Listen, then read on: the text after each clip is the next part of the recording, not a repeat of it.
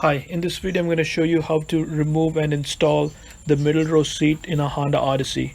This is applicable for 2011 to 2017 Odyssey models.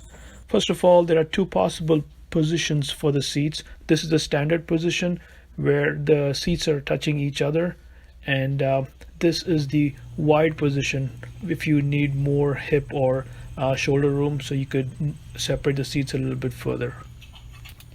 So the first step is to bring the back seat fully down.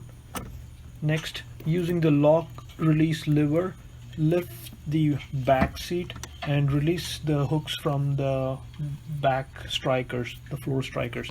Next, using this handle, you can pull the seat out. So this is how you would remove the seat. Each of those three seats in the middle could all be removed using the same process.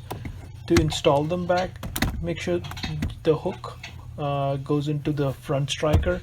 Now, as I mentioned, there are two different possible positions, the standard position or the wide position. So if you want a standard position, push the seat all the way towards the middle.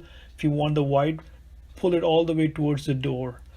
Make sure that it's never in the center, because if the hook is in the center, it's gonna hit these bumps and you won't be able to close the seat fully.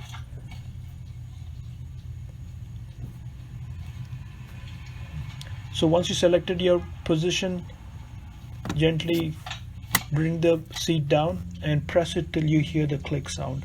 Now from the front, this is the standard location for the hooks, and this is the wide location for the hook.